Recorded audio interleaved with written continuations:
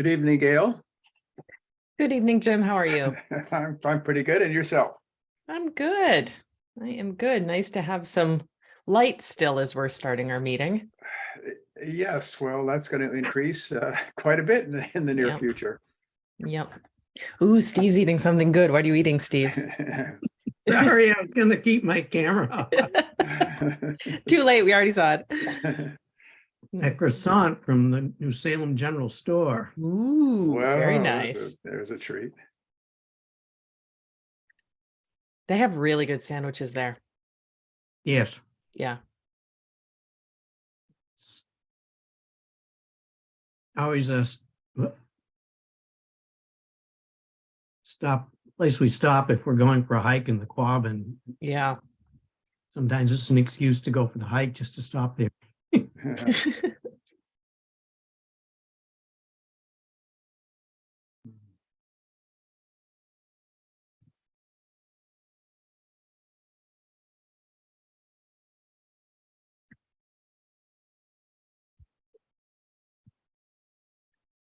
Well, nice to have the light, nice to have them warm too. I know. It was very spring-like today. Not good for the forest, though. No. Uh, No, I think the syrup season too is going to be really bad. yeah, wouldn't be at all surprised. I've been out in the forest quite a bit cutting cordwood for my neighbor, and I can tell you that the hemlocks are in trouble.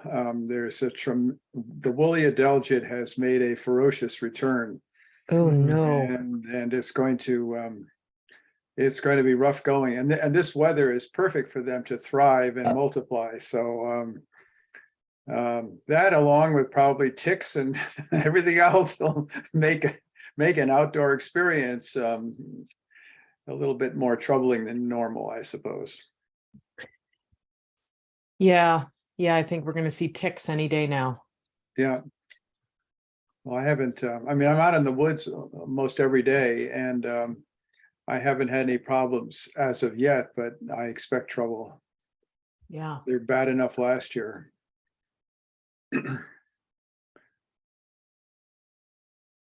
Well, the ground in the forest is still pretty much frozen, but that won't last too much longer, especially if we have a rain and it's 50 or 55 degrees in the near future. Yeah.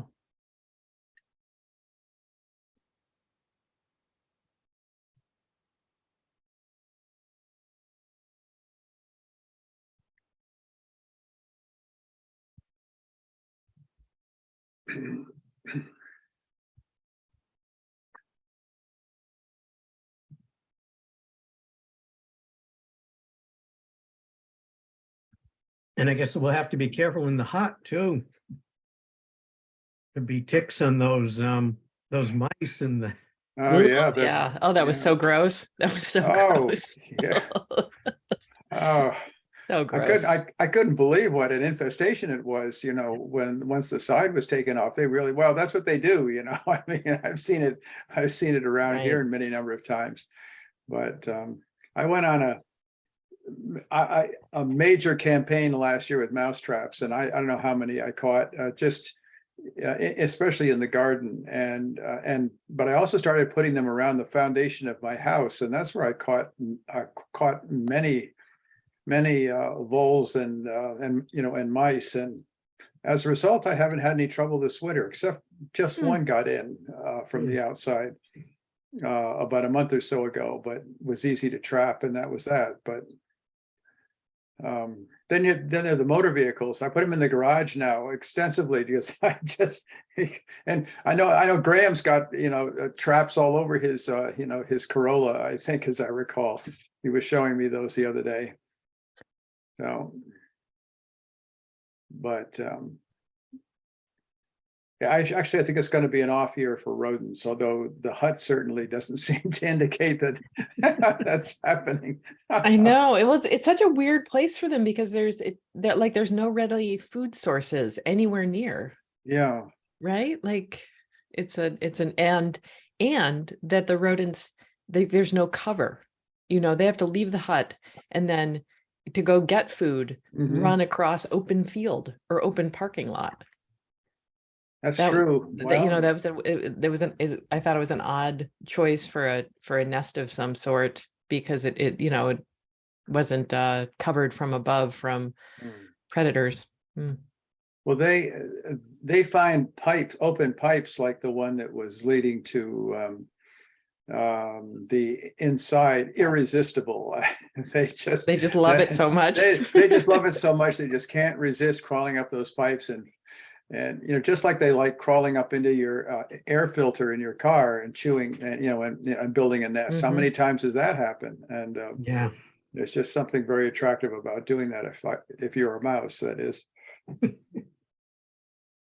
But actually, I think this is going to be an off year for rodents, because the acorn supply was this last summer was not an acorn summer, and the acorn trees every so often do this. They just turn off the taps, and there were no acorns anywhere. And I haven't seen squirrels or chipmunks in months now, since the fall, and they were in short supply then. And the squirrels are gone. You know, this is tough. This is going to be a very difficult.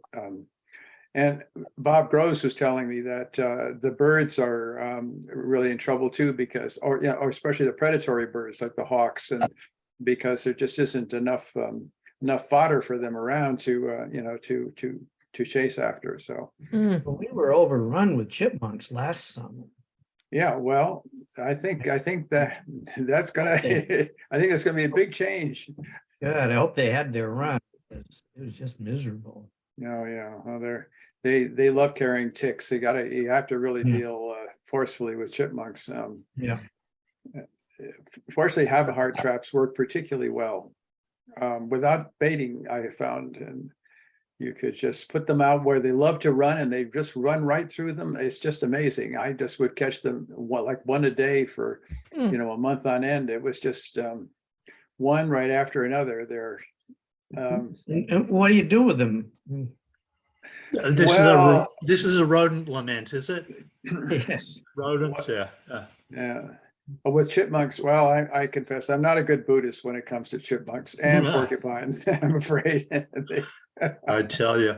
I tell you, yesterday when they were pulling the thing off of the wall, and most of them ran outside, down the outside. One of them jumped off on the guy and landed on the floor, and I put my foot on his head, and so he's sitting there under my foot wiggling, and I'm being gentle somewhat with my foot on him, and I'm thinking, well, and the guy says, kick him out the door, and I'm thinking, the chance of my taking my foot off, I played soccer.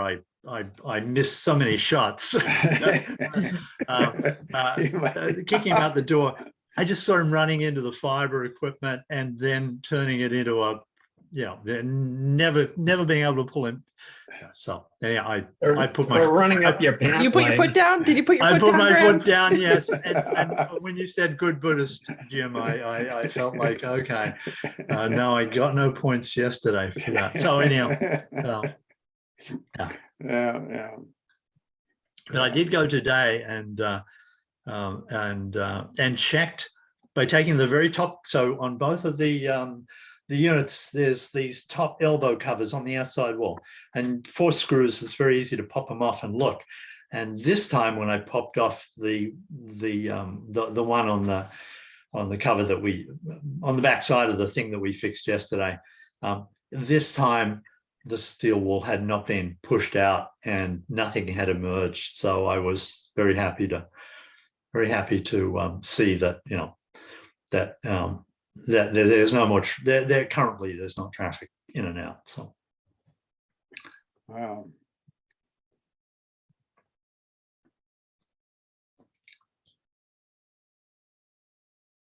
Well, we certainly had a grand old time in that. I just that nest was a lot larger than I would have guessed, but it's the perfect place for them. Air conditioning. What more could you want? yeah, it's a little palace. Yeah. Yeah, Oh, climate. Craig, you were an alternate Craig for a second there, Craig, but now you're the real thing, huh? I'm still trying to escape that, yes. Oh yeah. Sorry for popping in late. That's all right. We've been entertaining each other with stories of rodents of various kinds. I know, Yeah, getting me worried. I know. And- Well, I mean, at least they were only on the outside. They weren't on the inside. No, but Graham and I were talking about various people who've had their cars eaten by rodents. Mhm, Yeah. mhm. Yep. Yeah, there's some sad car stories out there for sure. Yeah. Absolutely destroyed. All right, well, let's get started. First order of business as usual, approve the meeting minutes from January 18th as amended. Can I have a motion? So move. So move. Oh, Thank you. And a second? second. Great. All in favor? Aye. Aye. Wonderful. Well, we've already done part of a hut report, Graham, but why don't you finish us off with what else is important that's going on at the hut? Yeah, not a whole lot else. I'm leaving it running on the non-mousy HVAC unit. They both work, so it's still got a backup. But I figured that seeing the one that's got the one that is got the louvers, the airflow control, they're currently open, so air will blow through. But it's obviously yeah. So it'll run on the other one for a while. And I did check today to see whether any of the eco-friendly mouse bait had you mentioned that, Gail? I got eco-friendly mouse bait so that mice who eat this bait, if they then run out, that they don't kill owls or whoever eats them. And it's sufficiently, it's some just food that doesn't digest in a mouse's stomach is essentially, so that's how they die. Not a pleasant way to go, but better than taking owls and dogs and cats with them. So so I did check that I'd put some bait in the generator set, and I checked today when I went back to make sure that nothing had came out through the steel wall. I also checked that there. I was curious to see. It was hard to tell whether any bait had been taken in the thing, because Wednesday is the day the thing runs, and my little effort to make the pattern in the mouse bait probably got vibrated by the thing, so I couldn't tell whether anything had been eaten or not. But if anything had in the gem set, it wasn't much. So nothing else to report about that. Great. Well, thank you so much for taking care of that mouse issue and getting Jamrog up there. It would have been a long time before we probably noticed something was wrong. So it's good that we got it taken care of. Oh yes, the one thing that I did ask the Jamrog guy, because he was there and he's 20 years, I asked him two things. I said, does this often happen? Because I have 5 of these heads in my house, and I'm going to plug them so no mice can get into them. But I said, have you ever seen a mouse nest in one of these indoor heads and air handling units? And he said only one other time. And he kind of made it sound like, well, they've been around for 12 years, I guess. And so, there's that sort of range. So it doesn't often happen. He was certainly surprised to see this one. And the other thing I asked him was, do we need to do annual maintenance on these units? And he looked at these screens, which I clean every quarter, and he looked at the outside unit, and he said, oh no, this is all fine. This is the hut's not a very dusty place, so it's not. And I said, but what about the compressor fluids and stuff like that? And he said, well, you can test the pressure as a routine, but he said, if it's not working, it'll be obvious, and the test is a little invasive. You can introduce, and so anyhow, I totally figured that this is the guy who does maintenance on them, and he said, don't bother. Don't do So- the maintenance. So that's a good sign. Yeah, right. Yeah, Good. yeah. So keep cleaning the screens, he said. And Okay, great. yeah, so Great. Graham, thank you for continuing to take care of this for us. well, the one thing that I have thought about is and we don't need to do it this month, but I'll send you a clip on.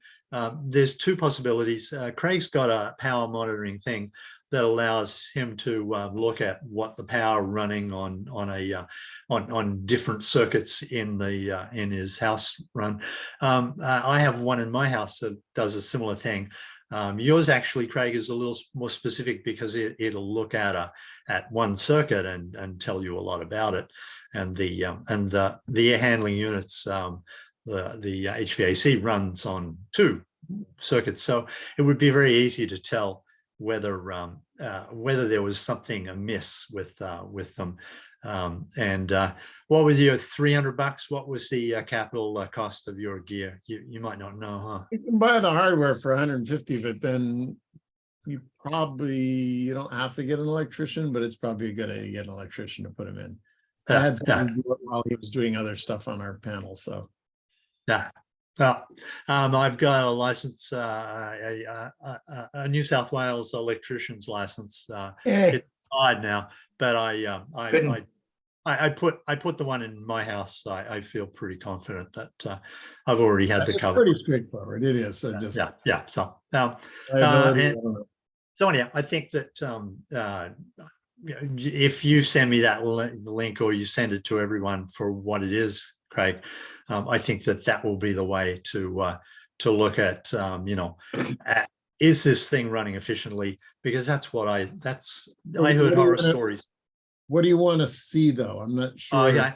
I heard horror stories of people who had heat pump systems that weren't running efficiently, and their electricity bills went up, and they weren't getting good heat from them.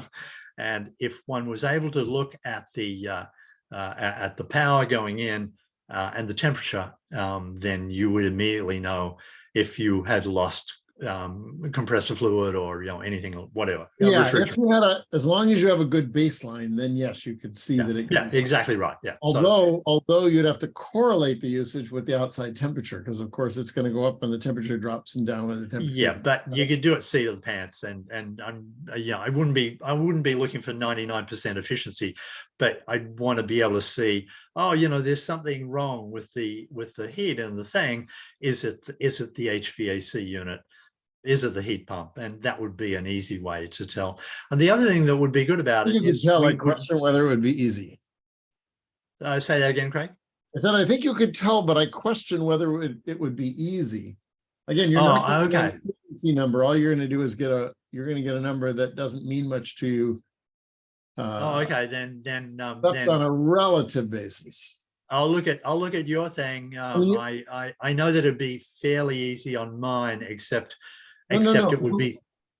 You'll get a kilowatt hour number. Yeah. And that's easy. But then saying this kilowatt hour number means my thing is inefficient. That's the harder part. Yeah. We need to track it over time. Right. In order to understand what that number means. And so Graham and I discussed this recently about my well pump, because the well pump, when it comes on, it's a fixed load. And if it starts going up, then I know I have a problem.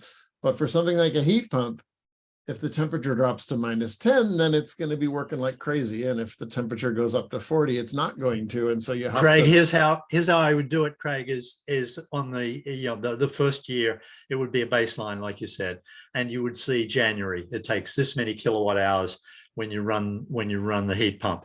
And not all Januaries are the same.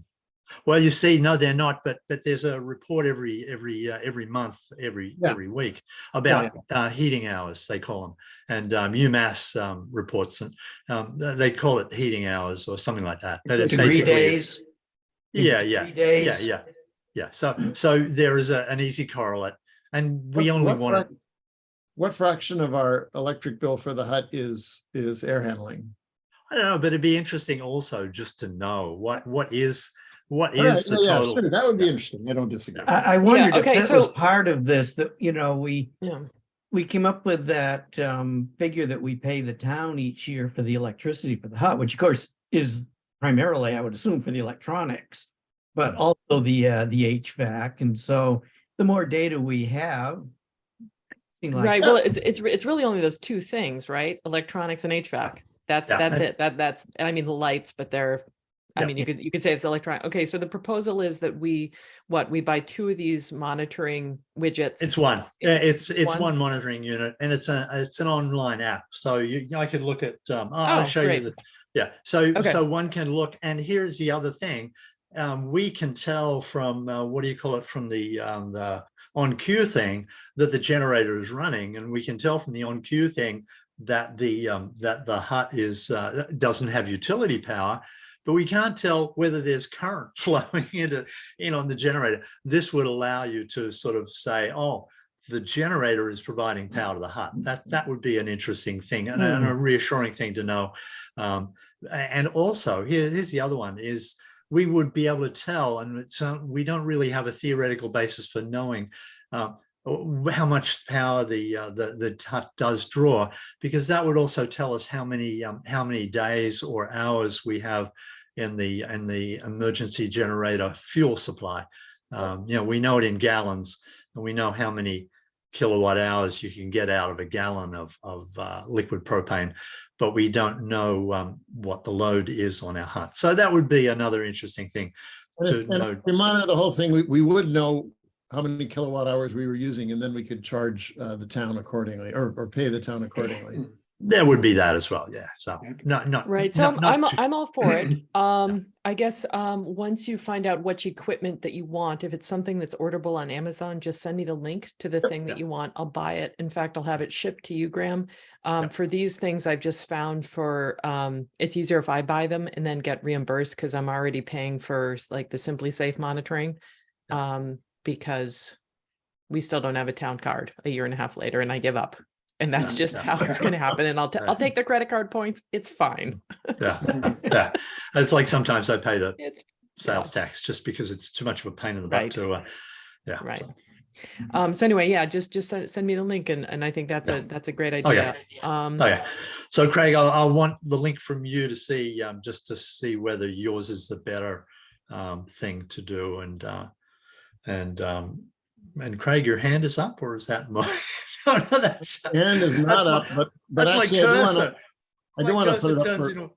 I do want to put it up for 1 second. I'll just sort of show you guys. This is real-time readout of my house right now. Oh, that's so cool. The heat pump is 0.7. Yeah. Wow. That's very cool. Yeah. Yeah, that's great. Huh. Let's see an update in a minute. And you can access this from your phone. There's an app on the phone. Mhm. Yeah. That's I awesome. have 2 sets. I think one set will let you monitor 8 circuits. Do we know how many lines there are on the power in the hut? There's probably 12 circuits, but some of them you could ignore. Yeah. Some of them, exactly right. Some of them are exactly That's like what the I other do. ones. Yeah. A number of them are for the lights. Yes, you're right. Outlets, the outside electrical outlet, things like that. Right. So- Right. And they're going to be small. Yep. Yeah. Or You small to could zero. you could check the lights by looking on the camera. Yeah. So whether they're on or off. But doesn't your so Craig, yours doesn't give the total. It's not clamped on the main feed as well as everything. No, I have that also. Let's see. That's what I thought. That was what I thought. And that tells us everything. So You can definitely do the whole feed in. Yeah. cool. Yeah. It doesn't show up here, but you can download to basically an Excel spreadsheet. Yeah. Billions of real-time data. Yeah, right. Yeah. More than we'd ever want to know. I know. Yeah. Right. All right. Well, that's cool. I'll send I'll send a link to show what mine is, because here's the other thing for all of these things, and the example, I became aware that this would be a great thing to have, because I think I've told the story that if I'd have known what the baseline for my refrigerator was, I would have known straight away that was a little fan that wasn't running anymore, because that would be obvious. as was I had to do what Jim had to do and take it apart and have a look, and find out the fan's not running. But it would have been quicker too. And the other thing is a diagnostic like this can tell you, and this is where the future goes, that it would tell you before your refrigerator goes to the wrong temperature, it's going to say, oh, your refrigerator's not running right. There's something different. And so you could find out in the summertime a day ahead of when the fridge started to smell, instead of waiting until the food's going bad. So yeah, just not every load's like that. You'll never be able to diagnose anything on a computer screen because it goes through a power supply that filters everything out. So yeah, okay. So this is the line of things, and Graham, you and I can talk about which one of these, what one of these we want to recommend later. Very good. Okay. Yeah. Super. I might add that I've thought for quite some time now that we're really overpaying our electric bill to the town Okay. because of the way it was measured a while ago. And I think this, to have real data would be worth It might well worth the pay for investment. it might pay for itself in a month or two. I think I'm sure it would. But the other side of that is we didn't pay every year because There is that. they never Is it- billed us. The town has to invoice us, and despite asking for the invoice, it just never came. So Mhm. Oh yeah. so there's that. Bureaucracies. There's that. Bureaucracies. Yeah. There's that. But anyway, regardless, it'll Yeah. be nice to have this monitoring to monitor the health of our equipment. Yeah. Great. I have one little hut thing, if we're ready to move on, and that is that Sheld met the Crocker folks at the hut today. I'm surprised they didn't run into you, Graham. And they got the rest of there's still one Crocker something in there that had to get removed. So that's all gone. So we're good. Finally. Excellent. So that's done. All right, Graham, you had mentioned the possibility of a battery contest. Do you want to talk more about that? Yeah. Okay. Yeah. Can And not a battery contest, but a can I- UPS Oh, contest. hold Can on. I Let Steve interrupt? go first. Gail, when you mentioned Sheld, I thought maybe you're going into something else. You were talking with Sheld about coming up with a replacement schedule for hut equipment, and just wondering if we had an update on that. Yes, I will talk about that in a bit. But the okay. answer is no, I don't have it yet. Oh, They okay. have been overwhelmed with recent storm and stuff. Okay, no, So- fine. Yep. Gail, was this meeting with Sheldon Crocker? This was for exchanging what was this? No, for no, again? it was just for Crocker to get the last equipment out of our hut. It Pulling was hardware out of our pulling rack. hardware out of our hut. It was Oh, they had Sure. hardware in. Yeah, they had a head end thing, Yep. All right, Graham, take it away. All right. Remind me what the question was. So you asked to have this put on the agenda. So All you right, yeah, said yeah, yeah, crowdsourcing the right. optimal UPS. Yeah, the UPS, yeah. Yeah. Is it, So, yeah. And I agree, as Craig pointed out, I've made a UPS. It's easy to do with a battery, but that's not that. I would suggest off the shelf UPS that can be bought, 120 volt one. As Steve points out, plugging in just 120 12 volt adapters, just like seem to be going away from the cyber power thing, which was not a 120 volt UPS, but a 12 volt UPS. I think that's more problematic for the reasons that we all have been dealing with. And so yeah, I first thought two categories, but I would suggest, I first thought three categories, but I would suggest just two categories.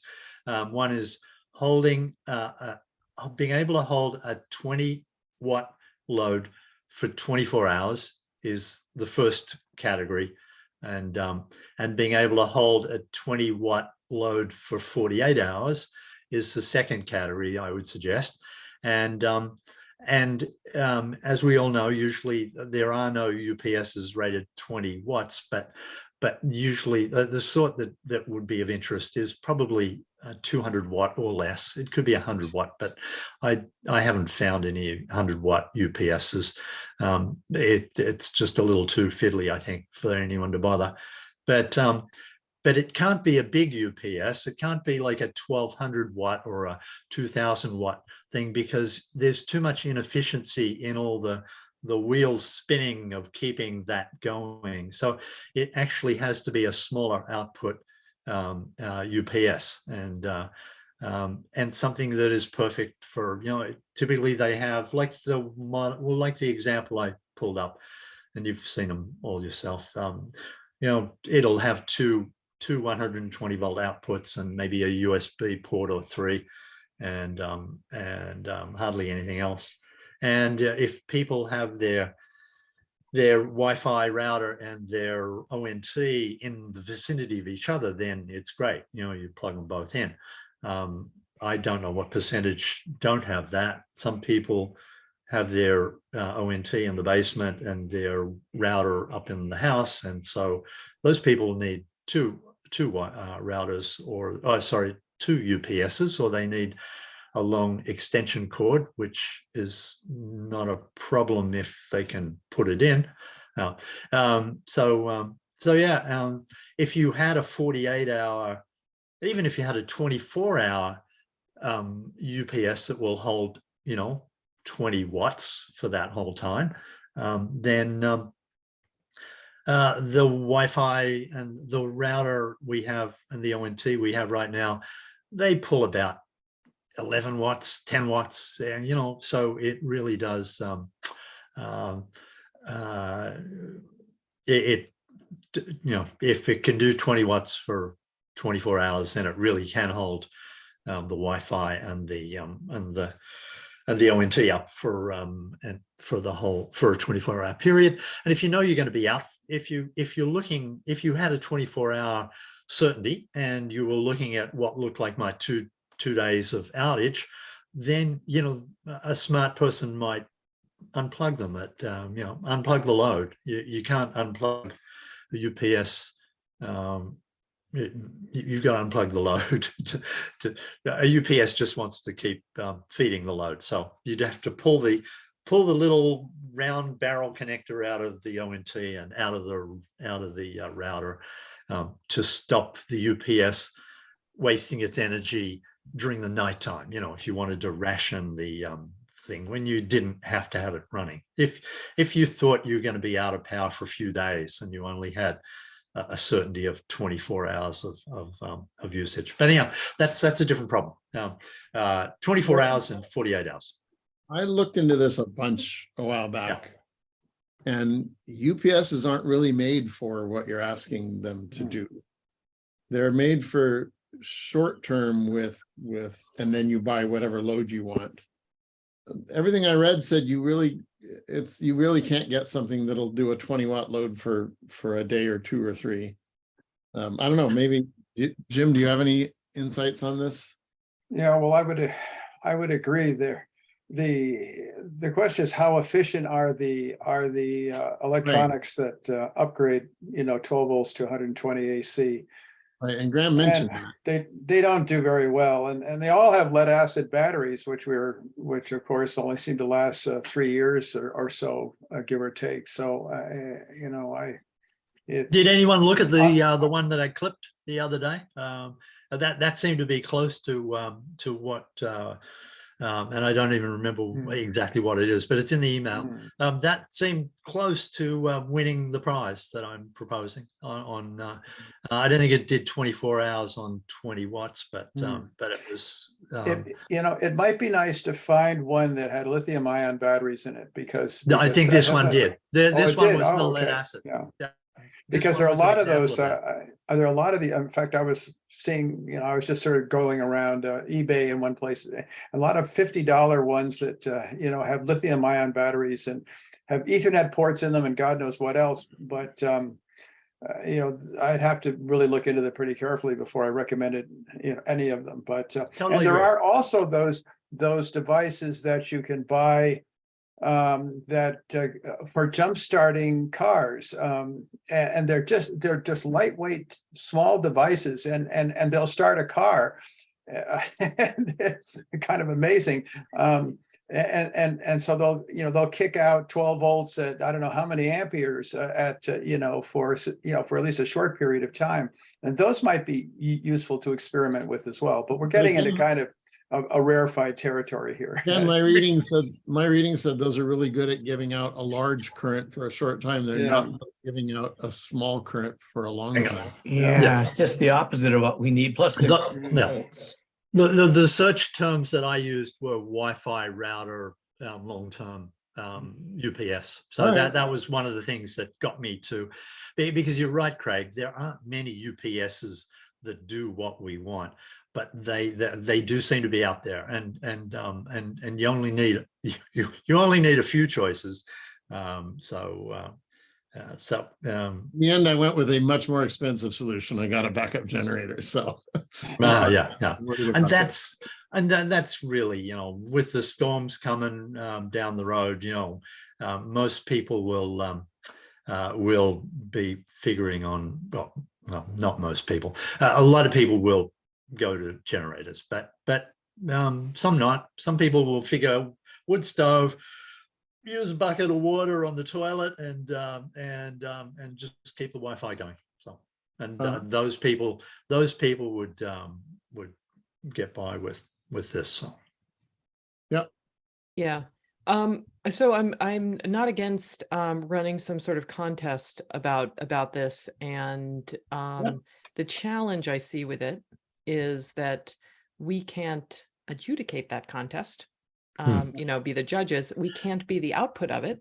I think if a non-town entity ran the contest and said, "Would you put these on your webpage?" I'd be comfortable doing that and saying something like, Joe, whoever, ran this contest and found that this UPS model works well. We're not endorsing it. We're just saying that it works well. I'm not quite, we could post that. We could also just do this in an informal way of saying on, next door, reiterating, we can't recommend something, but if any of you find something that works well as a citizen, please post for your neighbors of what the links to things you're buying. Yeah, I kind of question what the point of the contest here is. How much more information is somebody else in town going to come up with than you fellows have already come up with? We've got knowledgeable people here who've done research. Not only can't we recommend, even there's that sort of impression of recommendation here that, well, if it appears on our website, it seems like we've recommended something. I'm also concerned that there was somebody, a well-known person in town a while back, was posting on Nextdoor Shutesbury about his car battery system, and it's like, don't go there. I mean, yourself fine, but how many?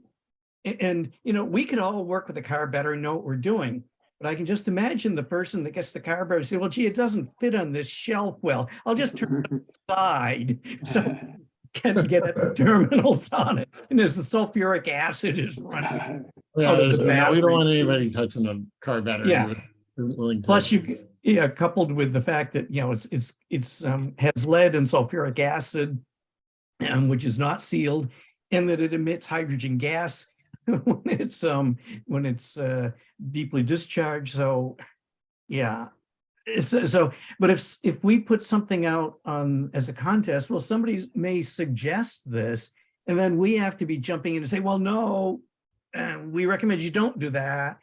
So they wouldn't win. They wouldn't win. That's what it's buying off the shelf. But then we're the ones who are running the contest, and no, you get 3 judges volunteer, and then we would only be reporting who won, we don't even have to report who won. It could be announced somehow or other. Yeah, I mean, I used to all the time. I've lived with state specification requirements and bidding laws, and here was the thing was when you wanted a specific thing, then you make a requirement, you make a performance specification, and you say, I'll accept anything that is as good as this, and then you say what this is, and the person who can actually do this is the one that wins.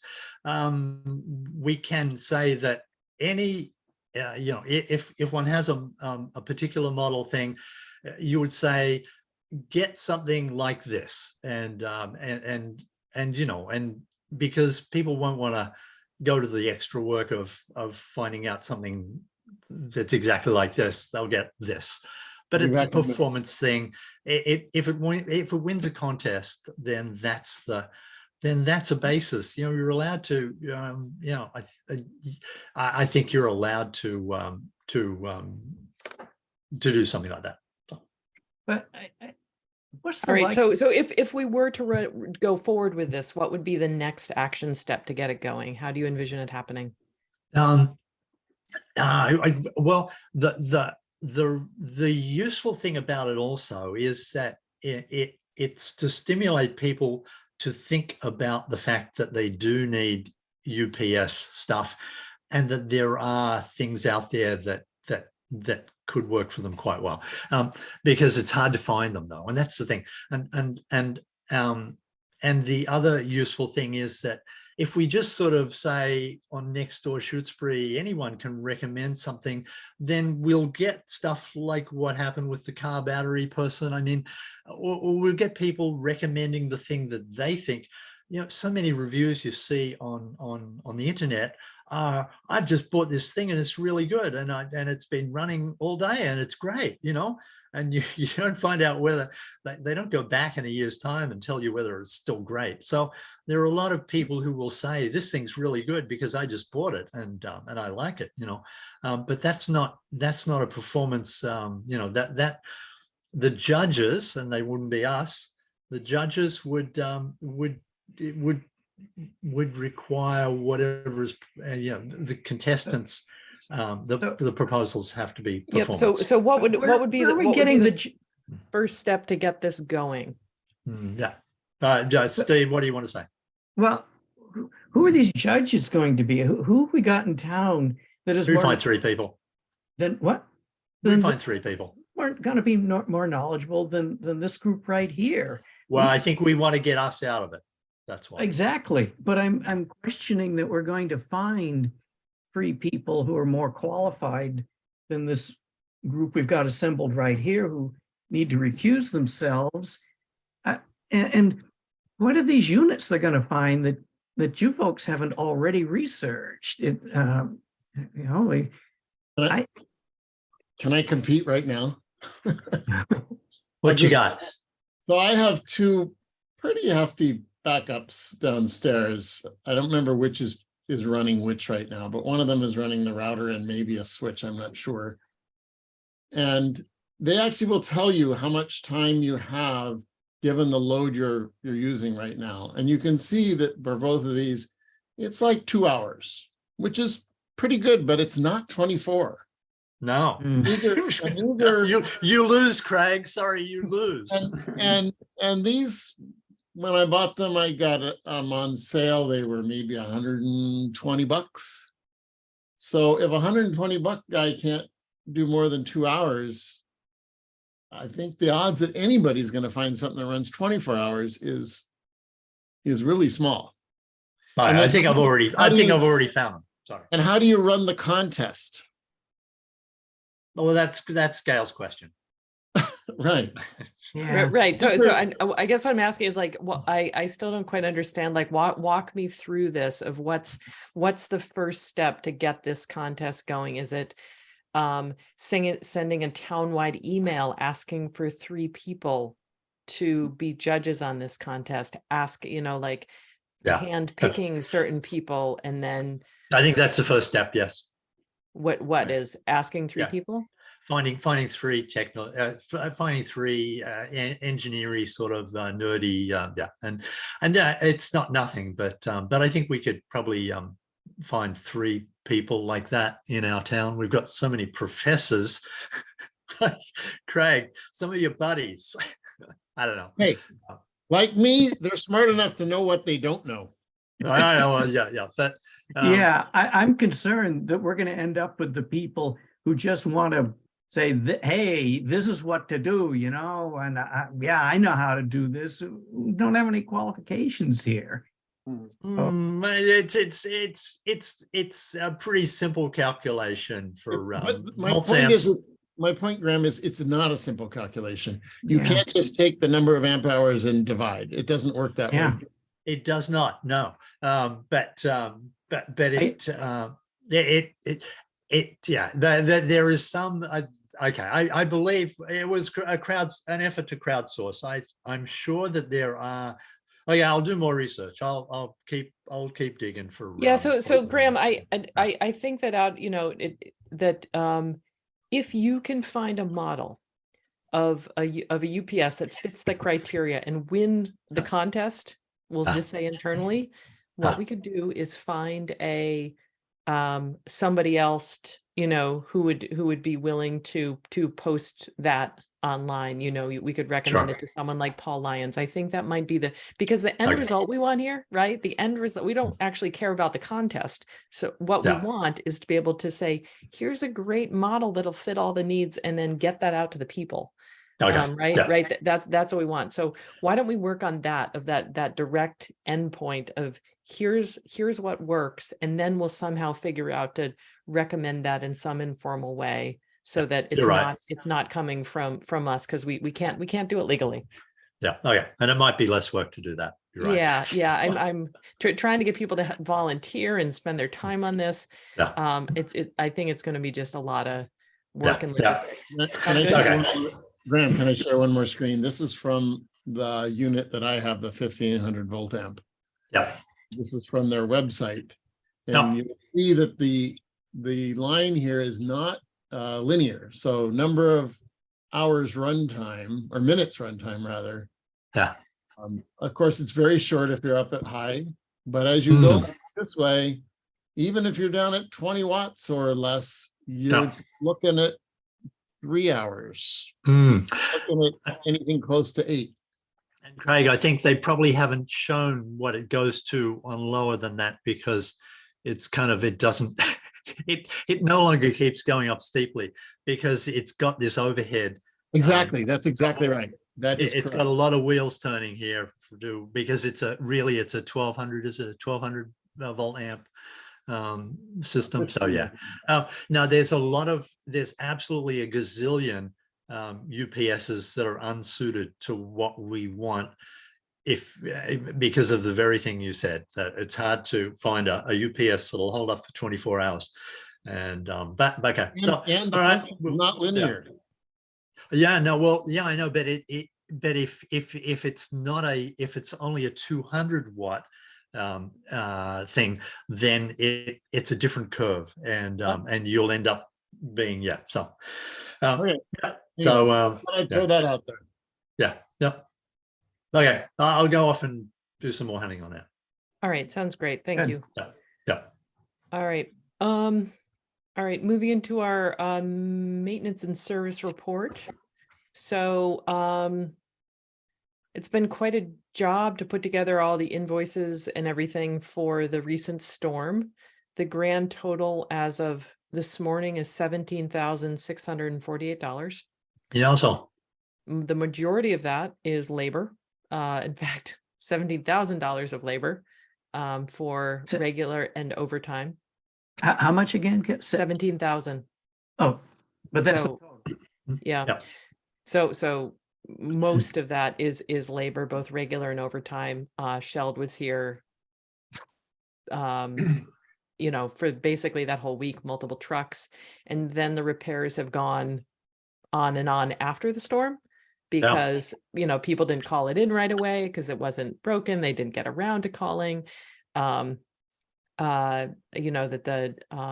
there was a mainline repair that Verizon had to do that required us moving our fiber. So that's storm relevant. So anyway, it all comes in. I don't know if I mentioned this, but the good news is that this will not directly make our premiums go up, because it's a commercial policy, and the way that those premium rates are calculated is it's a claims total by all customers. So in other words, our individual claim won't affect our premium individually, but next year ours will be part of the collective state of Massachusetts. Here's all the premiums combined, and that's how the annual fees are determined for the next year. Steve?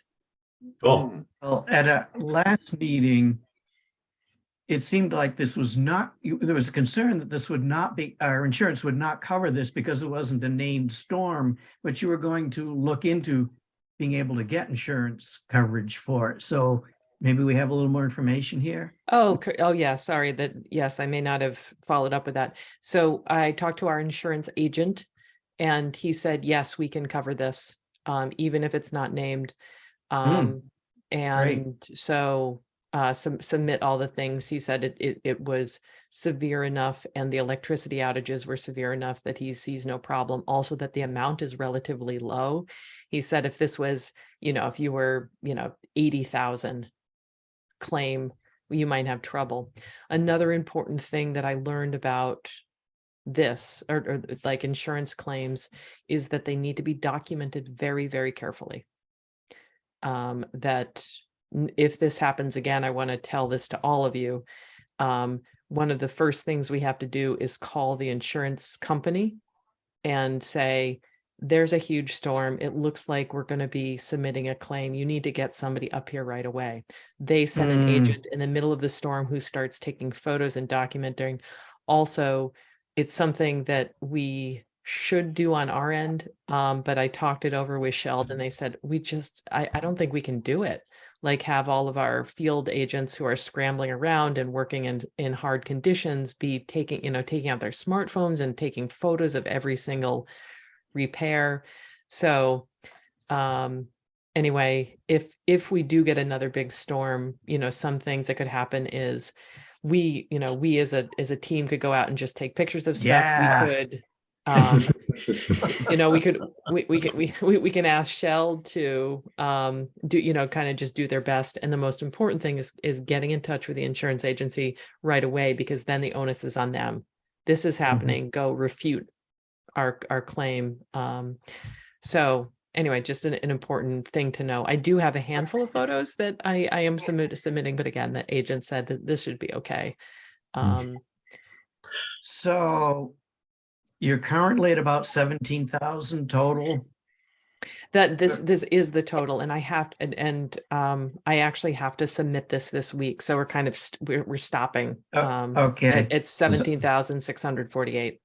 And so with our $10,000 deductible, we should be looking at getting 7,600. 7,000 and change. Yeah. Yeah. Cool.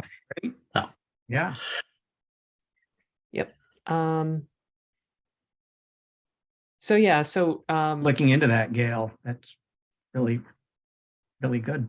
Yeah, well, I was just going to let it go, so I don't know who it was. I think it was Graham who said you may want to just, thank you, just give a call here and make sure. So we they don't name tornadoes or earthquakes, but people make claims. So yep.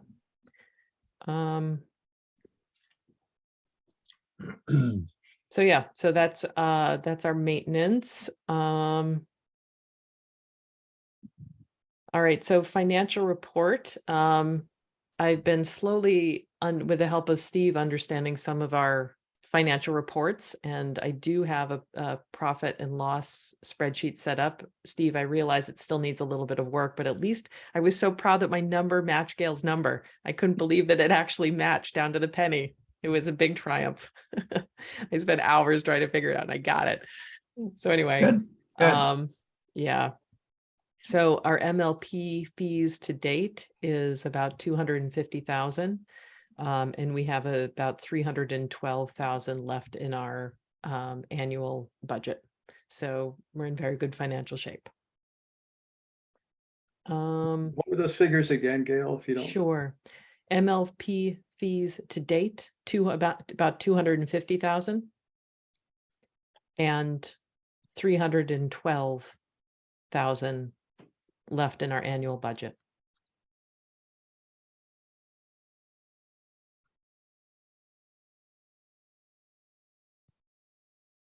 Okay.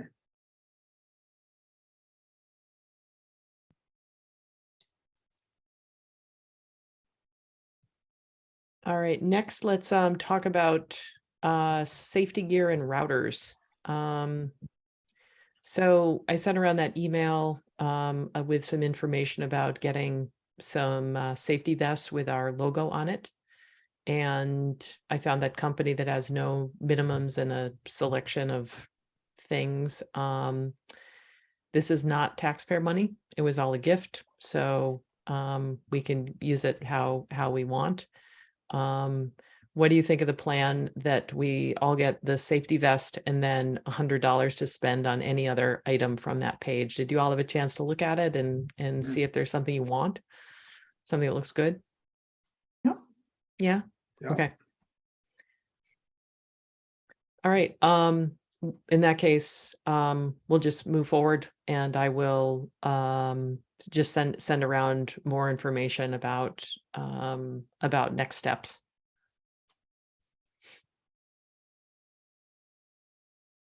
I think our reflective vest should say Shutesbury MLP because it's a little obscure, as opposed to if you write Shutesbury Net, they might throw you off the site. I don't know.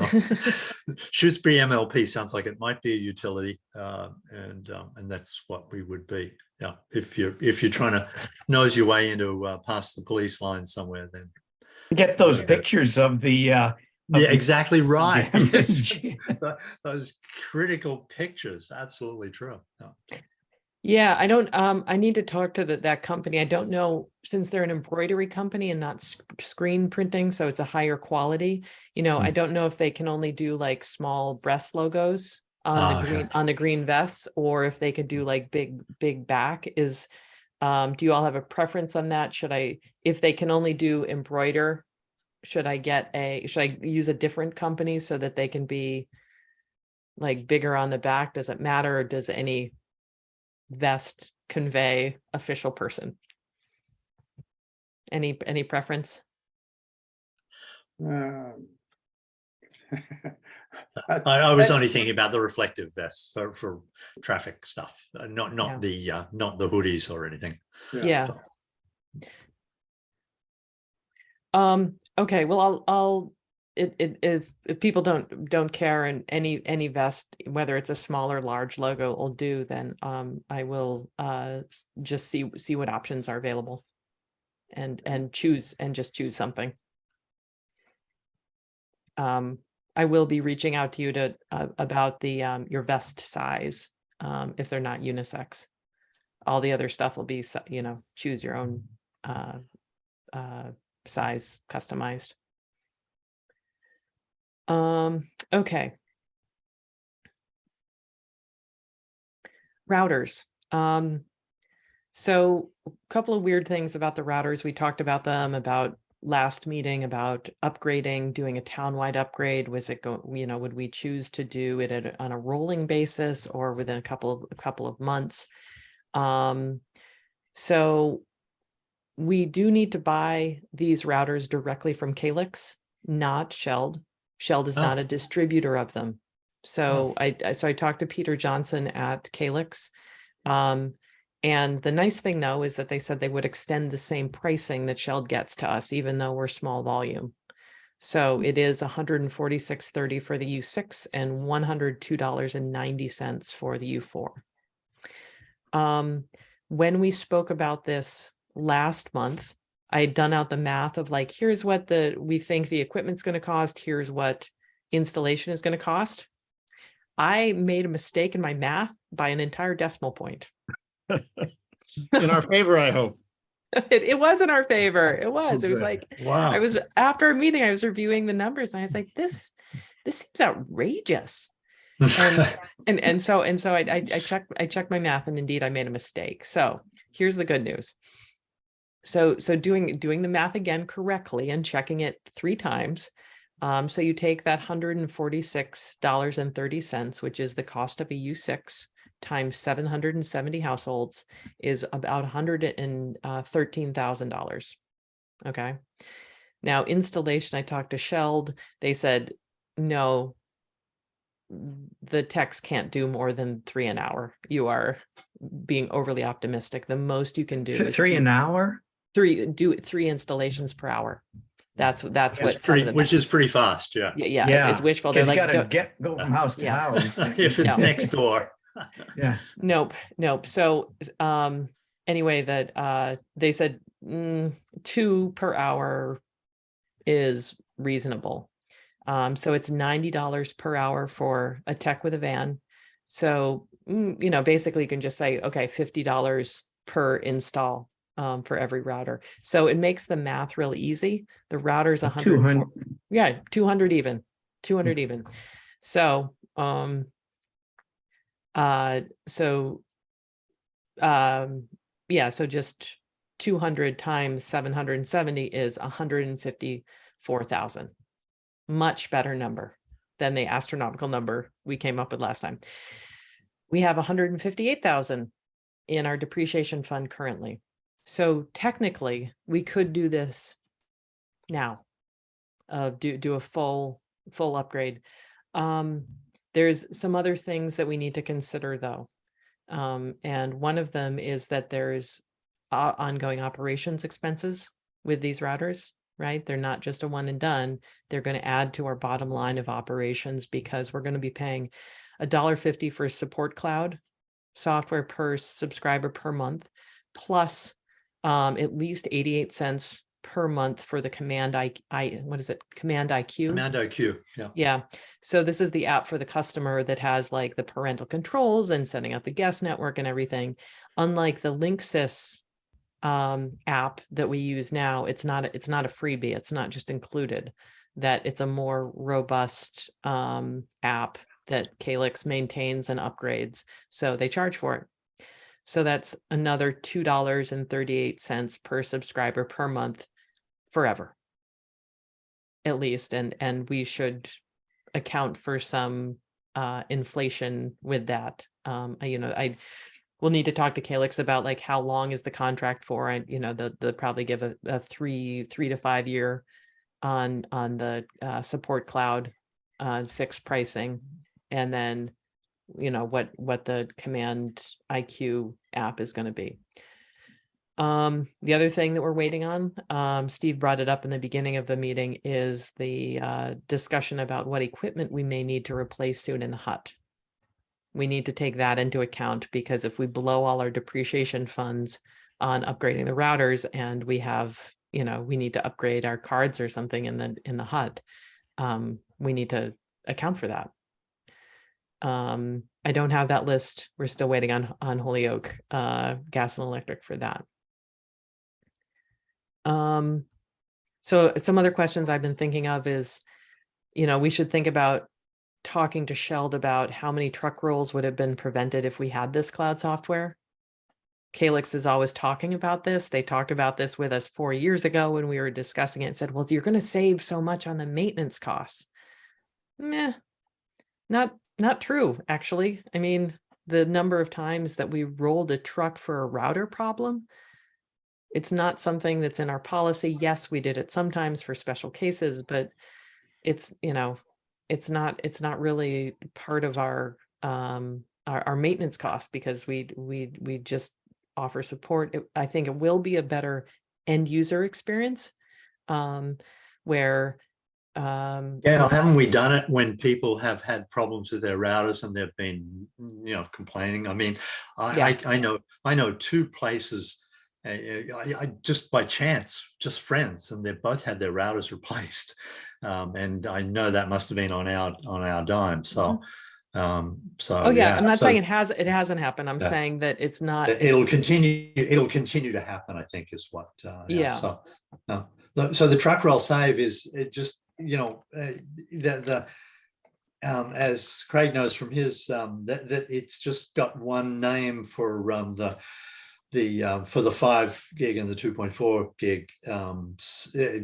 So it hands, if you go to a distant part of the house and your signal gets weaker, it solves some of those problems. There are, and then the other one that I was looking at, the Command IQ stuff, that it'll allow, if you have a voice over IP phone, it can look at the history of what, it's quite a sophisticated, like, they can see what's gone wrong just looking at. Yeah, I'm not definitely help. against this, and I think it's an awesome piece of technology, and that will improve the customer experience. Like I'm totally convinced of that. Oh yeah. The thing that we need to consider is it worth it? Is that upgrade of the customer experience and saving on these truck rolls worth what we're going to be outlaying financially? So another one of the questions, Steve. Yeah, you're saying it improves the customer experience, and I'm just curious, how does it improve the customer experience? Yeah, it improves the customer experience because these routers are more powerful, where the signal is going to be stronger and faster in more parts of their house. That they are, if they do call tech support, instead of having to have the technician on the phone say, well, press this button on your router and then do this and then do that, the technician can just say, hold on a second, let me check your router. And they all do everything remotely. They can change passwords. They can check a device. Like if you call in and you're like, my cell phone just isn't connecting, they can look at that and say, oh yeah, I can see that it's not connecting, do this. Or, something is blocked, that there's lots and lots of diagnostic tools that they have. So the customer experience, if they call, is going to be faster and more seamless in most cases. The best one of all is for the intermittent problem, where they'll set a history thing, a log, and it'll find, it could run a week or a day, whatever, and it'll help find the problem. But sorry, Craig, I didn't mean to. Okay, no, that's fine. Finish. I'm just putting my hand up. Yeah. So yes, I do have one running, and it's a bit better in terms of reaching corners of the house. It's not dramatically better. For most customers, I don't know that they're really running out of bandwidth, right? I mean, if it drops down to 50 MIPS, that's still fine for almost everybody's applications. I will say the one thing I like the most about it in terms of rolling it out to our customers is that if we teach them how to do it from the app on the phone, you can do a bandwidth test that runs from the router. And so it always comes up around 900 some odd MIPS. And that way they can't complain that there's some problem with the signal getting to their house. That tells them it has to be in the house, right? Yeah. And so that alone, I think, is useful. The Command IQ software, I have it running on my phone, and I don't think I'm paying anything for it. So That's somehow or other. I think maybe we're just sliding that in, paying through Shelled, and they're probably just getting charged, and they're not making a fuss about it for the handful of the U6s we have running. They're just covering it for us. Okay, good. So Craig, just so you know, here's the mesh extender, which was sometimes I plug it into my office, which is 2 floors away from where my U6 router is. So this is the mesh extender, and Jim and I enjoyed doing when you mentioned a couple of maybe the last thing, that occasionally you have Wi-Fi calling drop out, even with the U6 Gigaspy thing, and that's, and as we know, you can, there's what's happening in the house, and then there's what's happening in the public switch telephone system, and then there's what's happening at the far end. So you can't always tell, where something's dropped. But the experiment that Jim and I did as I'm chatting on Wi-Fi calling to Jim a few weeks ago, I was running around the house trying to get from one area to another, and it never dropped, and so that was good, even no matter how fast I ran. But the other one was I started the conversation Wi-Fi calling up in this room, knowing that it was on this extension, mesh extension, and then I just pulled it out of the wall, and there was a 4-second lag of the circuit kind of like not there, and then Jim and I were able to talk again. So it didn't drop the call. That's good. One has to be aware that sometimes people will hang up in 4 seconds, but that this was about as drastic as you could possibly get. Yeah. No, that sounds good. So Good. and I'd be happy to do that experiment of you and me, Sure. Craig, doing Wi-Fi calling, and both of us moving around the house because the far end person can be driving along and you can drop, a call can drop. You don't know what's happening on the far end, but Yeah, I will say the call dropping is not reproducible. So. Yeah. And the other good thing is when, to answer your question, Steve, someone calls in and says, my printer or whatever is not working very well, they can look at that circuit in your network, and they can say, oh well, it's not, it's only transferring really very slowly. How old is your printer? They can tell what's going on with individual things that you might be having a problem with, and that's a useful thing, because at the moment they just have to say a very speculative, well, yeah, it could be this. They can't say anything definitive at the moment. But if they can actually look and see what's going on in your network, then they can. And the other one was the voice over IP. When I looked at all the things that it tracks, that it has a record, it tells you how many calls tried to come in, how many calls picked up, how many. And this is the voice over IP, and this is a log that is already in my, it's in my U6. So it's something that they can look at and say, oh, well, in the last 3 weeks, it was the far end telephone that dropped out many times or whatever. So, some people phone the same person and that. So, it's kind of got that going for it. I don't know whether we have to do the whole town in one hit. We could do, the first 200 people, or we could ask who wanted them first, because then it would be self-selecting of who are the heavy hitters and I still question whether it's too soon to do this. I mean, we talked about 7 years. I don't know. And if we start doing it selectively, then people are going to get mad because they didn't hear about it. And how come? Well, it's the technology that's changed more than anything else, and we're using it in more ways.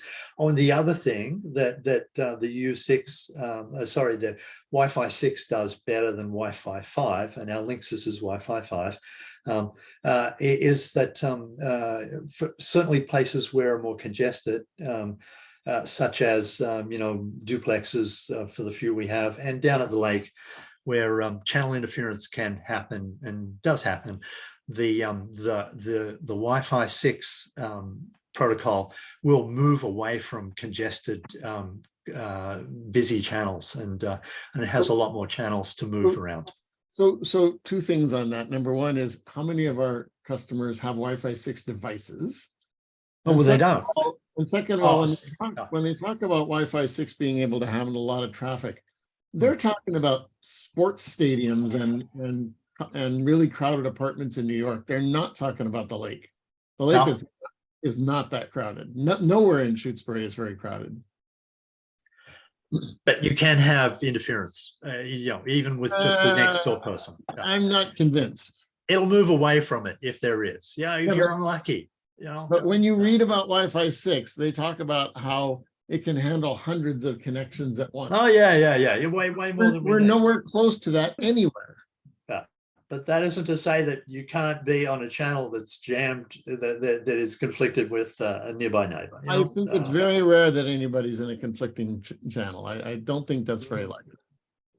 Used to happen at UMass, but that's a little more crowded. No, But, you know, UMass is looking like Yeah. New York City, right? That's and different. people are getting more devices. That's the other thing. So it's yeah, okay, maybe it's early times, but Yeah, it's- well, let me, I'm Yeah. gonna add this to the questions that we're gonna keep collecting. I'm gonna just keep bringing up this router discussion as we know more. Is like, I'm gonna keep talking to the Calyx folks about this. They said that they'd like to come in and do a demo for us Great. of all the cool stuff. So my question to you is it worth doing that soon, like in the next couple of months? Or is this something that we want to hold off on until we're like, we definitely want to move forward with this in some kind? Like, would it be informative and good to do that now or later? One proposal is if we could call it business class or premium class or something like that, to say you can have this for $5 extra a month. Then then it will select for the people who really, you know, have businesses or have more riding on their Wi-Fi and want to be able to get yeah. So, you know, how about that? Just as you know, allow the possibility that some people might want a better quality of thing, even with bells and whistles, because otherwise people will be going out and buying Wi-Fi 6 routers and they won't have the same leverage or the benefit that potentially that we can offer. How about that? A premium class for those who want to who want to call their houses, you know. Okay, I'm gonna dial in from next door because that's where I live a lot, unfortunately. The first post is going to be, they gave us these crappy routers and now they want to charge us $5 a month to replace them with better routers. I'm disgusted. This is terrible. We should shoot them all. The other end of the next door crowd is going to say, more powerful router? No. I want the low power one because my head already has problems. And then we're going to have to try to give people low power. So Don't call them more powerful. That's a bad with term. respect to the last one, we just don't use the more powerful phrase in marketing. I would just I agree. Yeah. And in fact, it saves batteries. One of the things it potentially does with your, you know, with a it can, no, you're right. Yeah, it saves batteries on your devices, and that's a nice thing to have one's iPhone last a little longer battery wise. But yeah, I don't know. Yeah, okay, Jim, you look like Jim, you've had your hand up for a while. Do you want to ask something? Yes, I do. This $2.38 per month, who's paying for that? Are we paying for that? I don't understand how this affects what we charge our subscribers, and is it optional? Got it. I'm going to answer the second question first. It is not optional. We have to pay this. We have to pay this because these platforms run the software which run the customer's equipment. So it is not optional. The equipment will not run without paying this. 2, somebody has to pay it, whether we charge the subscriber more per month for it, or we keep our subscriber rates the same and pay out of our budget. Well, I guess the bottom line is, because our operating budget is paid by subscribers are going to pay for this in some way. Mhm. And so the question is you know, I think, is it an upgrade and you only pay for it if you get this special equipment, or do we just say, nope, it's part of the monthly costs and everybody pays the same? But it seems, Yep. Does that answer it, Jim? Yeah, I'm sort of digesting this. I'm trying to Okay. this is a complicated discussion. Yeah. Gail, I think you really made a good point there. But what we have to think about is, I assume eventually we're going to convert Yes. to new routers. Yep, we will never force a customer to do it, but at some point the router is going to die, or they're, it's just going to be Yeah. untenable, and it's going to have to be replaced at some point.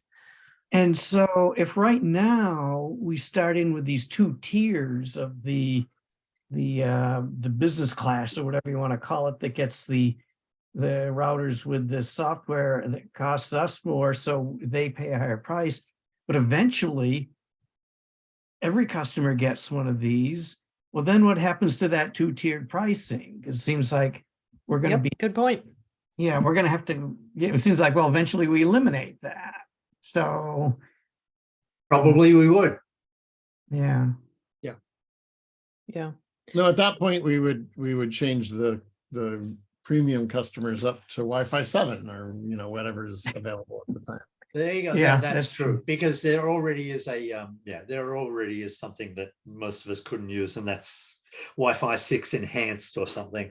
Yeah. Wi-Fi 6E. So, and that's totally beyond what we would want to pay for, or any benefit to us, as far as I can see. But not in 5 years' time, probably. Do we have premium? Wi-Fi 6E is coming relatively soon, so that one idea would be to wait until Calyx has 6E for the same price and then go. I mean, Do we have premium customers? Somebody mentioned that. No, we No, don't. No. Everybody's no. Shell is just kindly absorbing the U6s that we have out for tests right now. And they do have the full ability to do this. If we wanted to do, this customer gets charged this much and this one gets charged more because they have the router, they can settle that up. It's not a problem. I think for us, it's more of a optics and business model and customer experience question. So, I think anyway, some of our customers would benefit greatly. That's just, especially as they're getting older, the confusion that they'll have, and that some people already have, as they're talking that something's not working and they don't understand, and they get frustrated and upset, and I've told you 15 times what this doesn't do, and I'm sick of telling. I mean, those sort of people, and some old people become more curmudgeonly and as they get older and less patient. So. Yeah, There's Jim? some people that aren't old that are pretty difficult. I'm getting there very quickly. Yeah. Yeah, Jim. I think I agree with Craig on this one. I think we ought to delay this. I'm thinking that we could wind up paying for it, especially since we're going to make another rate adjustment when we pay off the Greenfield Co-op loan, which is what now 5 years away, 6 years away. 6, I think, yeah. Well, it's, that's coming up. So that would allow us to adjust the amount that we reduce the rate in the future to cover things like this. So if we delay it for 3 years or something like that, then we can sort of work that into our fee structures. That doesn't get paid off till 2030. 2030. Well. Oh, wow. Yeah. Okay. That's Well, 6 here's years. Okay. here's one more fly in the ointment. Mhm. While we're waiting, what do we do for existing customers whose routers die? Yeah.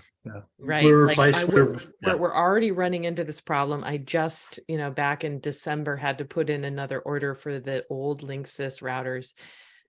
They're still available. There's refurbs out there, like they're still out there, and we're not putting the best equipment out for new installs and for, the routers that have problems that are getting replaced with the same model.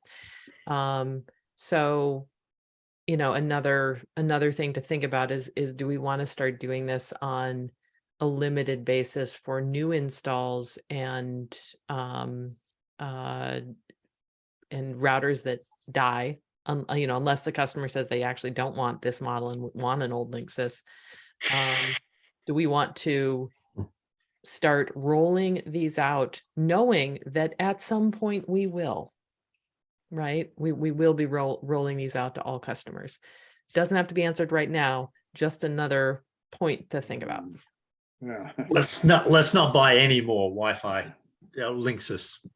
Let's go to Wi-Fi 6 with any Challenge is that then people are gonna go to their friend's house and say, oh, yours is much, if it really is much better. They're gonna say, yours is much better than mine. How come I don't have that?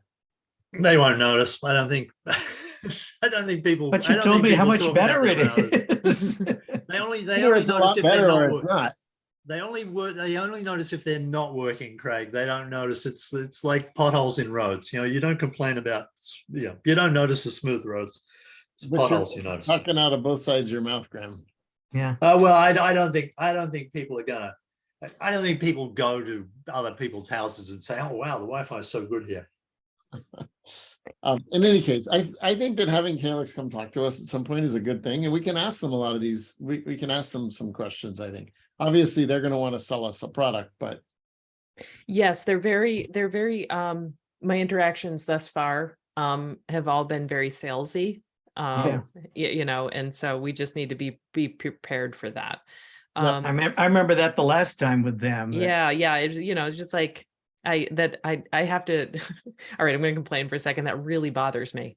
That like the salesy, like telling you what you want to hear and not really quite answering your question. yeah. But it's just, something that's out there in the world you got to put up with. So So, should in your I mind, if the right Sheld person came along on that, do you think they would counter that, or they would say, yeah, sure, you got to buy a new one? From your experience working with the Sheld people. I think Sheld's stance on this is very much they want us to do this because it's going to make their operations easier. They're going to make diagnostics easier.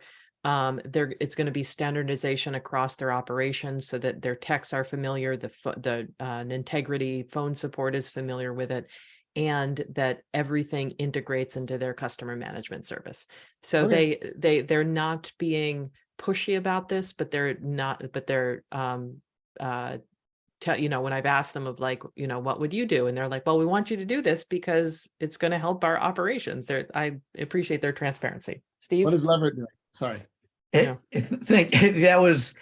was going to ask two questions, one of which I think Gail's probably answered is what Sheld's doing in South Hadley. And so I assume they're using these Calyx E6s. They are, I believe, yeah. I have no idea. I mean, that would be something to find out what they do. And then, the other question is, what's Leverett doing? Leverett did not have a unified router. It was in Leverett, it was up to the customer to buy their own. Right. Sorry, I I do know that Sheld is using these with all of their customers and they love them and they think they're great. I don't know what Leverett's doing. And I assume that their Leverett is not saying, hey, everyone, we just made a contract with Sheld and we're giving you all a new router. I bet they're just, everyone's still using their own routers. They're definitely not doing that. Yeah. Leverett does not want to send truckload people into homes. They've been firm on that ever since they started their Wi-Fi, their fiber optic network there, and they're really firm on this. So they don't want to be in the home. That's why the routers, the ONTs are on the side of the house, so they don't have to go inside for any reason. And I'm sure they're going to stick to that one. Mm-hmm. Okay. Actually, I'm relating this now back to our earlier discussion on the UPSs, and something that Leverett has done all along is mention a couple of local electricians who are, I don't know, are they saying you'd have to read what their wording is. They're essentially recommending these people, whether they use that term or not, as people to work on the wiring in your house.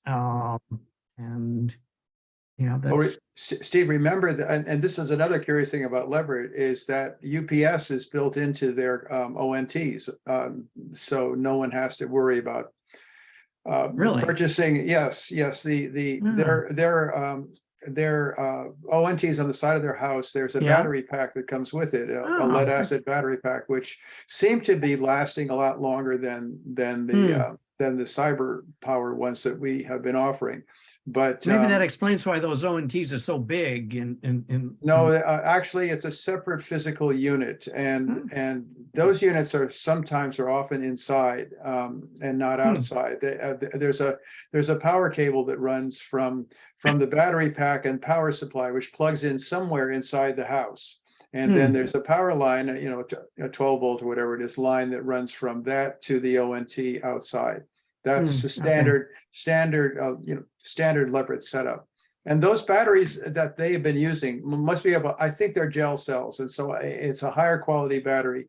And I haven't heard people screaming and yelling about how I know some who have replaced a few of them, but I don't think it's been a big calamity in Leverett.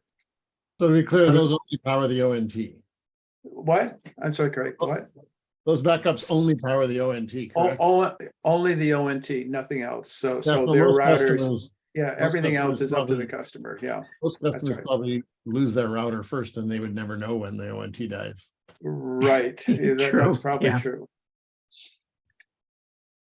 Okay. Jim, is it an easy battery to buy? Is it if you want to replace your See, that's a good question. I honestly don't know. I've taken a look at it. I don't think replacement is all that easy. I think you have to get it from Calyx, but I honestly don't know.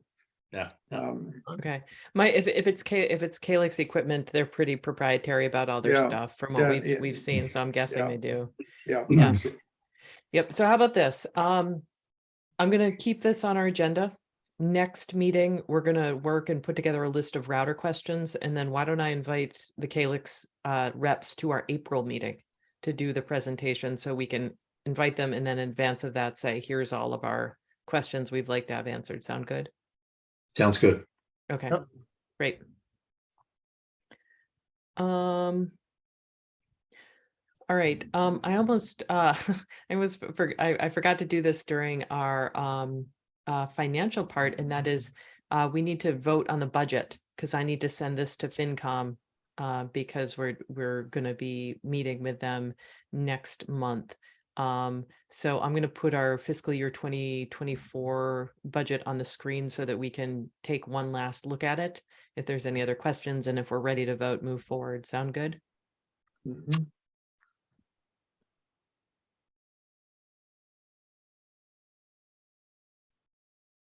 Okay, so on the screen is our proposed budget. As a refresher, over here on the right-hand side is the change. Anything that's changed. If you don't see any highlight there, it just means that it's going to be the same. We can't answer this question yet. That's going to be determined by the select board. Mhm. All of this stuff is going to, down here, is remaining the same. Our debt service is going down slightly because it's we're moving forward with our years and paying off that 10-year note. I did change our numbers of subscribers here to 765. And another thing that we can expect, although cannot guarantee, is that around $14,000 per year that we can expect from the CAF funding that's coming from Westfield Gas and Electric. If you remember, the federal award for that of Shutesbury's portion was about $140,000 spread out over 10 years. As soon as that money starts rolling in, that is going to be coming to us, which we can use for whatever. We think, according to Whip City, that it's gonna come during this next fiscal year, but it's federal money. There's tons of paperwork. They have to verify speeds for all their towns. Some of the towns are still not quite built yet, although they're very close. So it could be a while, or it could come. So this is, Don't cash that check yet. don't cash this check. I don't think we should put this in our budget because there's too much up in the air. If it comes in, great. It'll be retained earnings, and we can after it first comes, then we can start counting on it every year. But I just wanted to make a note of that's kind of a wild card that we don't know, and at least it's a good one. Yep. And when it does come, does it come into our budget or does it come to the town and then it has to be voted and moved around and? I'm not sure the logistics of it. I'm assuming it comes to us as an payment to our MLP. But I don't know for sure. Anyway, it's a small amount, so it's not. a big- Yeah. This isn't going to be a budget maker or breaker. Right. All right. So any other questions, concerns about this budget? Does it look? Well, we'll start there. Any other questions or concerns about it? No, it looks good. Yeah, Okay. looks good. All right, are we ready to say that this is going to be the one that we will vote to approve and show to the FinCom? Sounds Sounds good. good. All right, can I have a motion? Motion to accept the budget as it appears here. All right, made by Graham Second. Sefton, second by Steve Schmidt. So this is an MLP vote, so Craig and I are abstaining. I'll call out since this is a budget item. Jim, vote. Yeah, aye. Steve? Aye. Graham? Aye. Great. Okay. I will send this to the FinCom so they can review it, and we will meet with them next month. Okay. And you can attach that to the minutes, right? Is that what happens? Yeah, good. I don't know if we attach it to, do we attach it to the No, minutes no, we now haven't. or after? No, FinCom okay. approves? All right. Oh, yeah. Doesn't Yeah, matter. I think after FinCom approves, because it's not the final yet. We just did the Got it. preliminary to just say, do we vote to put this in front of FinCom? And then they vote, and then Fair enough. then we'll put it in. Yeah. All right. Yeah, sorry, this meeting is going a bit over today. So a couple other things are I talked to the web committee for Shutesbury about, can we make our page more usable? The FAQs are just a big list. They don't have any good options. Unfortunately, the search tool in the upper right of each corner sort of works, but it also searches all the pages and back-end information on all the websites. So if you type in something like battery, yeah, you can get some answers, but you also get a lot of things that aren't relevant. I suggested indexing, and we talked about doing headings, but we have like over 50 questions on that page. So deciding like, well, which ones are the most frequently and putting them up top, I think it would just make the page worse. So the compromise we've come up with is at the top, put in big letters, do you want to search this page? And we've put in basic web search directions, Control F on Windows, Apple, whatever it is on a Mac, and then Right. smartphone. Search the page, right? Search the page. That really is our best option. So that's there. It's our, like I said, we have, Drupal isn't a very robust website tool. This will help users, get what they need, we hope, and teach them a fun little trick about searching all websites. Is there any possibility that we could host our site somewhere else? Yes. Yep, we could certainly buy a web domain and host the page and administer it.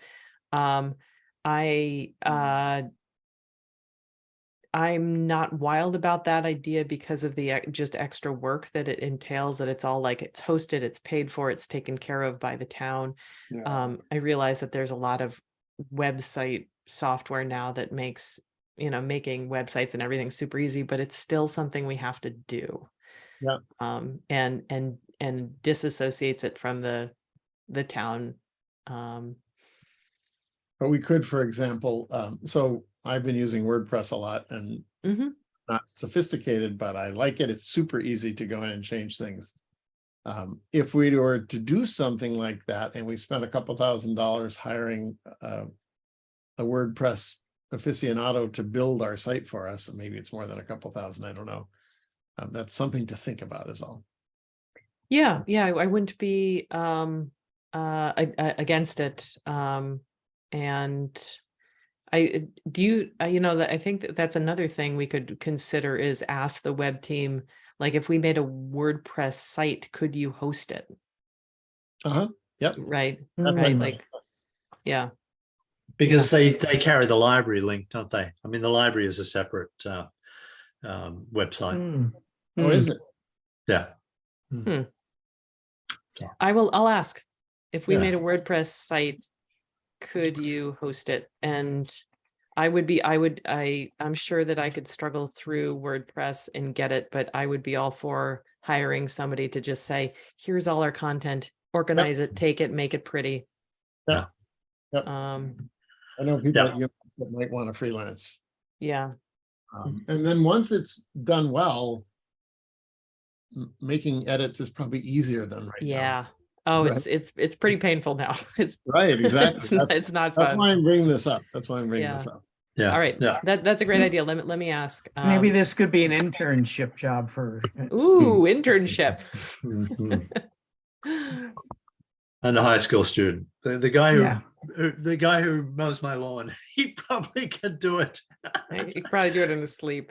I got the woman who's currently doing our stuff for our department. I know she freelances for other things. I could ask her, All right, before you do, let me make sure that this is even Sure. possible. Yeah. And Yeah, no, I'll let you know. Sure. All right. Last thing is just some information. The Wired West group put out a recent survey to all towns to just gather some information and share it with everybody. So they did a nice little survey asking about how the town, like, have you been in operation for more than a year? What do you charge your subscribers? Is your MLP manager position paid?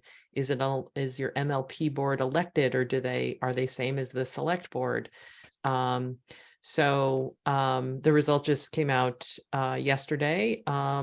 Nothing earth-shattering. The things that, and I'll send it around after the meeting here so you can all take a look at it.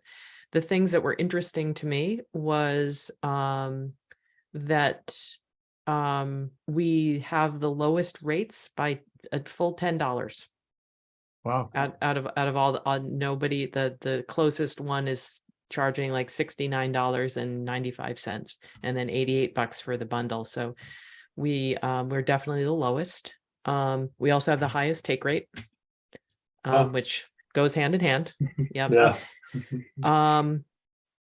Unfortunately, or fortunately, I don't know, 7 out of the 10 towns have re-upped their contract with Westfield Gas and Electric, which, as we know, is charging a lot more. So they haven't done the legwork to go out and look at other vendors. And 6 out of those towns have signed a 10-year contract.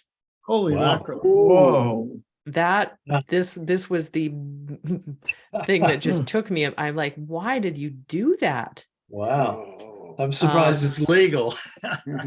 Yeah, I think it's legal because it's an intergovernmental agreement. IGA, yeah. yeah. IGS, And that Well, I suppose maybe they're really happy with Westfield. yeah.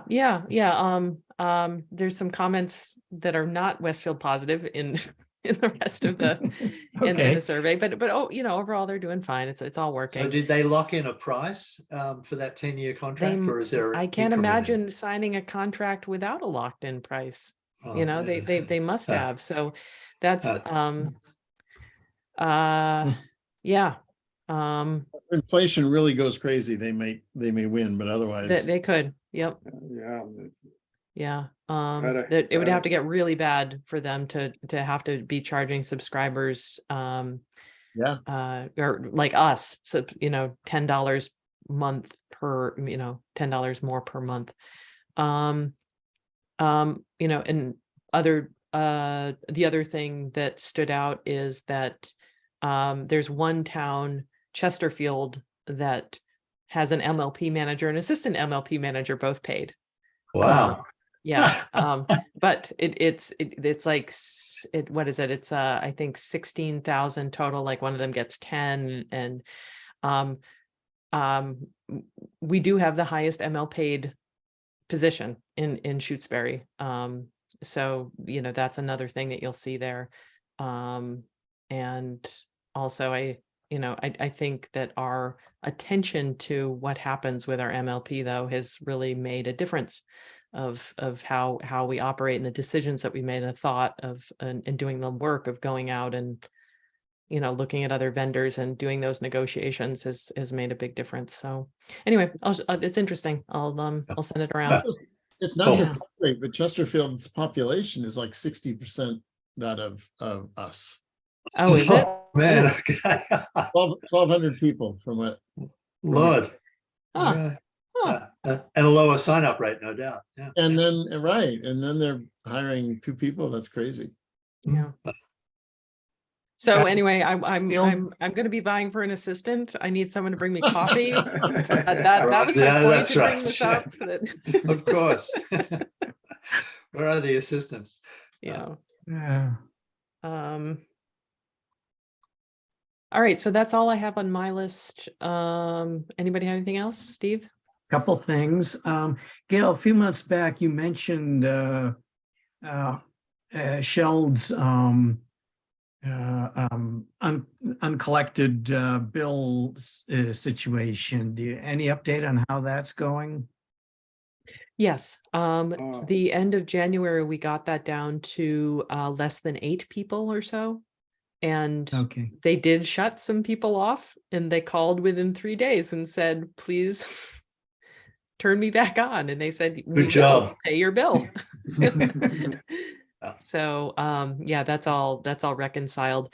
Good. Going forward now, we're just on Sheld's regular schedule, which is I don't know what it is, but however they treat their Sheld customers, which is, I think that they start getting notifications 30 days out, more notifications 60 days out, and then I'm pretty sure it's a 90-day turn off. Okay. So there was one customer who was a tenant and moved in and didn't realize that the landlord had not paid the bill, and the landlord thought that he had paid the bill, and there's some back and forth, and Shell just said, one of you has to pay it, figure it out. Okay, good. Yeah. Just one other thing I'll mention. If everything goes as planned in my schedule, I will not be here for the next meeting, nor for the FinCom meeting. Okay. I'll be traveling. These days, of course, travel plans can change. I mean, they always could, but now, Yes, there's more even less possibility of, certain. yeah. Yeah, but so. I'm less right. important, but I also will not be here for the next meeting. All right, hold on. Let me make some notes of this so I'm not hanging out on Zoom. So Steve and Craig not here for March meeting. Yep.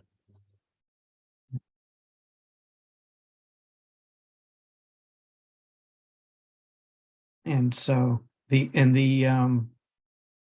FinCom meeting was the 21st, was it? I believe so, yeah. Where's my calendar? So I guess you'd be handling that. That is fine. Okay. That is fine. Okay. Anything else? We good? Nope. All right. Thanks as always, and I will talk to most of you next month. Okay. All right. Good night. Good Thank night. you. Bye. Bye-bye.